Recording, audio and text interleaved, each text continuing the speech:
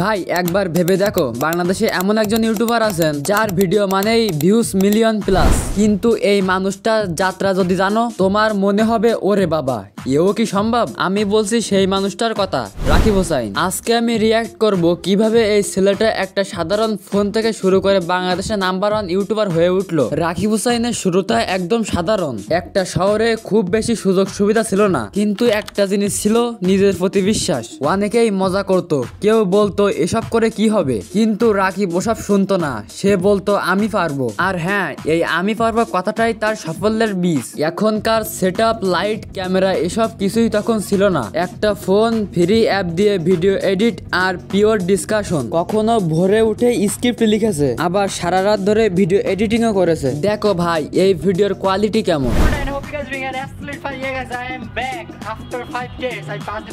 কিন্তু acting, expression একদম top. এই সময়টাই ছিল টার্নিং পয়েন্ট, কারণ যারা শুরুতেই হাল ছেড়ে দেয় তারা কখনো টপে যাইতে পারে না। কিন্তু রাকিব সেই কঠিন সময়টাই নিজের শক্তিতে পরিণত করেছে। তারপর একদিন হঠাৎ একটা ভিডিও ভাইরাল হয়ে গেল, মানুষ বলল এই ছেলেটা কে রে। তখন থেকেই নাম ছড়িয়ে গেল রাকিব হোসাইন। এই ভাইরাল ভিডিওর এনার্জি একদম অন্য লেভেলের। ভাই এখন বুঝি মানুষ কেন এত পছন্দ করে। ভাইরালের পরেও সে থেমে যায়নি, বরং আরো ভালো ভালো কন্টেন্ট বানিয়েছে, নতুন নতুন আইডিয়া এনেছে। সে জানতো অডিয়েন্সকে ধরে রাখতে হলে আপগ্রেড করতেই হবে। রাকিবের ভিডিও সবচেয়ে বড় শক্তি স্টোরি টেলিং। তার ভিডিওতে ইমোশন আছে, ফান আছে, মডেল আছে। সে মানুষের বাস্তব জীবন থেকে গল্প নেয়, তাই সবাই কানেক্ট করে। সে শুধু ইউটিউবার না, ইনস্টাগ্রাম, ফেসবুক সব জায়গায় নিজের ফ্যান বেস তৈরি করেছে, কারণ সে জানে শুধু কন্টেন্ট না, এটা ইমোশন। এখন প্রশ্ন আসে রাকিব হোসাইন সফল হলো কিভাবে। আমি বলি ভাই, সাকসেস একদিনে আসে না। সে প্রতিদিন কাজ করেছে, শিখেছে, ভুল করেছে,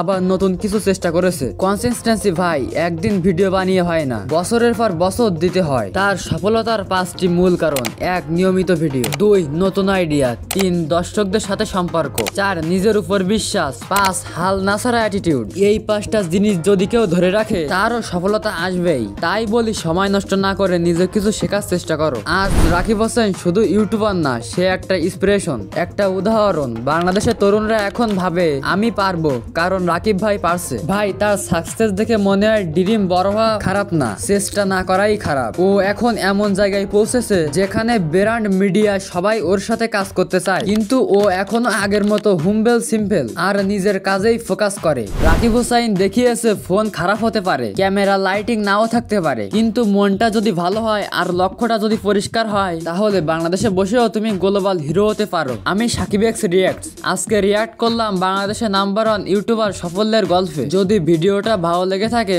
একটা লাইক দিও আর কমেন্ট করে জানাও পরের বার আমি কার সাফল্যের গল্পে রিয়াক্ট করব।